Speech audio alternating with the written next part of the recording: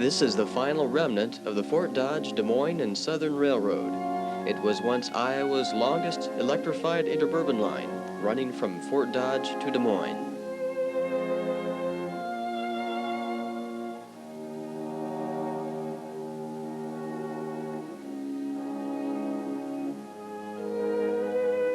Today, it is an unused branch line of Chicago and Northwestern Transportation Company. This is what it will become this fall. A weedy, neglected remnant from our past. And worse, abandonment.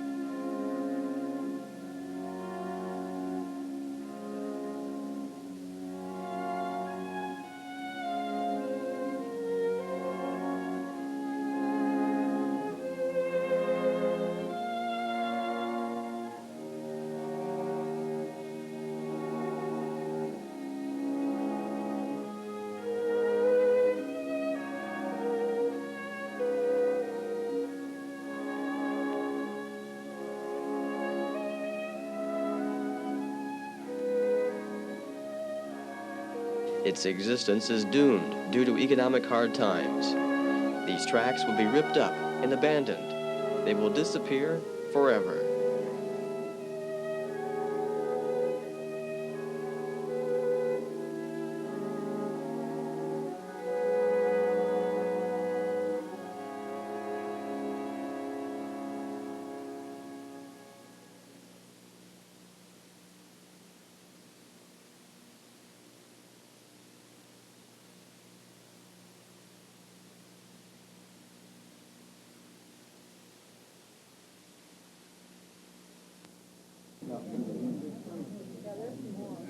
Got my hand over it. That's the way. We don't have any gavels in this organization. Our proposal is to save a piece of railroad track approximately 11 miles long. It would start at Harrison Street in Boone, which is the site of the old Fort Dodge Line yards, and go to Wolf Crossing, which is about a quarter mile north of Don Williams Lake. To us, this is one of the most scenic pieces of track in the Midwest. It's not a flatlander's track. It's just a real nice piece of river scenery. There is a group of dedicated individuals which is striving to save this 11 miles of beautiful scenery. They are the Boone Railroad Historical Society. George Eckstein explains the efforts being made to create Iowa's first operating tourist rail line. What we want to establish here on the old Fort Dodge Line tracks is 11-mile scenic tourist line railroad for all of Iowa and for all of the Midwest. We want to attract every rail fan in the Midwest to come and help us. We want to establish a railroad line for tourists that can operate throughout the entire summer and will have all of the nostalgia that everybody's talked about letting go for years and years. All of my life in the jewelry business, I've heard people say that we should have kept an H locomotive in Boone. We should have kept an E locomotive. We shouldn't have torn down the old depot buildings. We should have kept the old post office. We should have kept so many things that we've let go. Right now, you have the opportunity, by becoming a charter member of the Boone Railroad Historical Society, to save all of these things for yourself, for your children, and your grandchildren. The Fort Dodge Line played a very personal role in the lives of area residents. It was incorporated on February 16, 1906, taking over the Newton and Northwestern Railroad and completing the present route from Fort Dodge through Boone to Des Moines. The line was powered by steam locomotives, but soon thereafter was electrified. The railroad's main source of traffic was coal and gypsum shipments from numerous mines near Boone and Fort Dodge. Passenger service was provided with trolleys, a unique form of interurban transportation, But soon, buses and private automobiles took their toll on the interurbans and passenger ridership declined. On September 11, 1955, the last passenger trip was run. Freight service continued to be profitable, keeping the Fort Dodge line in business through the 1960s. Electric-powered locomotives were replaced by more popular diesels when passenger service ended in 1955. By the early 1970s, the Fort Dodge line was acquired by the Chicago Northwestern Railroad, which has operated it up to the present. Dean Briley was employed by the Fort Dodge line from the early 1940s through the 60s, acting as vice president of operations along the way. He gives us a tour of the Fort Dodge landmarks. Well, my employment with the railroad dates back to 1941. We're standing next to a building here that's one of the last ones that actually identifies the Fort Dodge, Moines Southern Railroad, commonly known Fort Dodge line. This is the old freight station. It used to have a loading and unloading platform to the east of it, mainly for LCL shipments. Okay, we're seeing a crane over here that's been, the crane dates back to around 1920. It's been used for loading and unloading heavy equipment on and off flat cars. It's mainly a hand-operated crane. The crane was operated by those chains to raise and lower the commodity that was being loaded or unloaded, or to move the crane north or south across the top.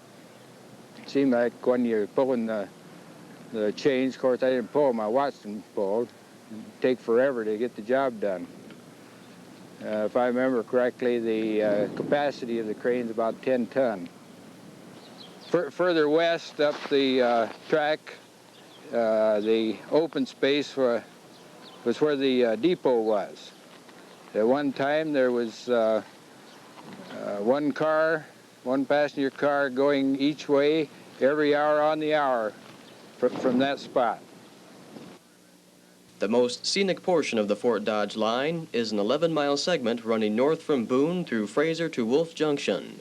This line winds down into the inspiring Des Moines River Valley through wooded forests, over 2 impressive bridges, and back up the valley past Holst State Forest on a steep grade to Wolf Junction on typical Iowa flatland. The high bridge is the most impressive feature of the line.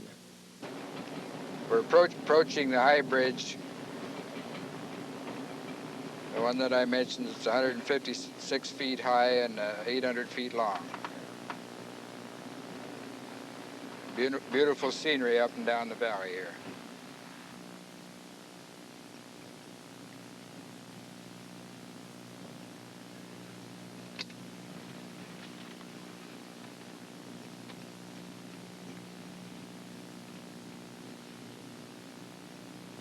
This is the Des Moines River Valley, and the Des Moines River can be seen over to the left and northwesterly direction.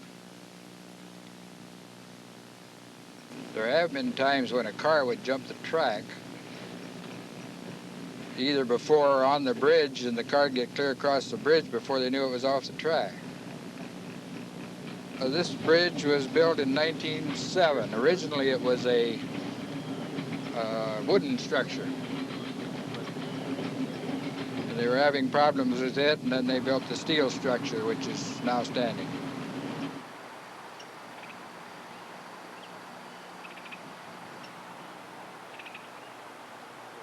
Okay, we're approaching the Des Moines River Bridge. Fort Dodge, well, Chicago Northwestern, but we're talking about the old Fort Dodge line. The river is not exceptionally high, because we've seen it probably 10 or 15 feet higher than it is now, but it's bank full. I've seen the water high enough where the debris going down the river would catch on the bottom of the bridge here. That was in 1954. Many people remember the Great Flood of 1954.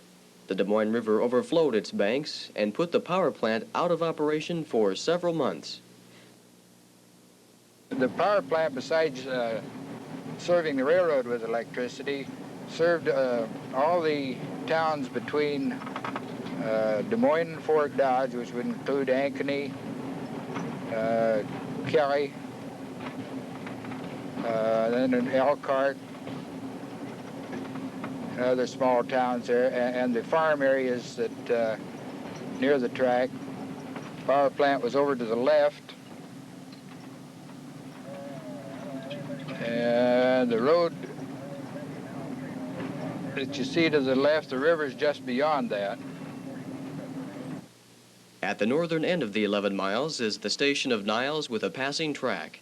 It is located at the top of a steep 2.5% grade climbing back out of the Des Moines River Valley.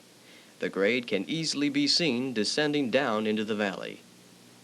A number of years ago, when the employees were on strike and we had the power plant in operation, the power plant had to be switched every day, and we noticed that there were a lot of people out in the hills watching us because they knew what was going to happen, I think, because it was misting, and they knew we weren't going to get up that hill on the first try. And that's quite an experience to go up what we call the Fraser Hill. You get halfway up there and have the wheels slip, and you have to back down again and start over. They got quite a kick out of that, but we got the job done. All right, we're going around the sharpest curve on this line of railroad, and it's an 8-degree curve, which is quite sharp. It's not an ideal place for a railroad, but it's sure an ideal place for a scenic railroad, for tourist attraction, that type of thing. I don't think you could find a much more scenic route, especially in Iowa. The old Fort Dodge line is doomed. It is scheduled to be ripped up and the bridges dismantled for scrap this fall. The Chicago and Northwestern can no longer afford to operate this line due to economic reasons. They cannot be blamed, for it is an economic fact, but the line can be saved. We need your help. A donation of $25 will make you a charter member and help you share in the pleasure of saving a fine example of Iowa's past rail heritage. Tell your friends of this worthwhile effort. Spread the word. It's up to you.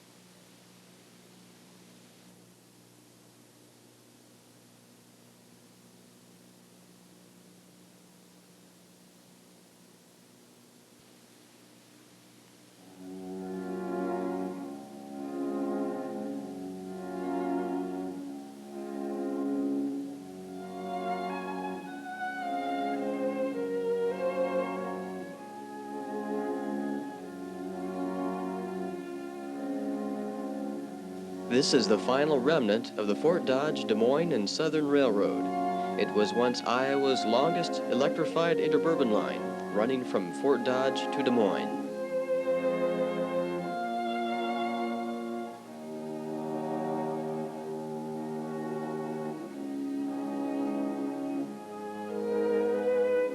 Today, it is an unused branch line of Chicago and Northwestern Transportation Company.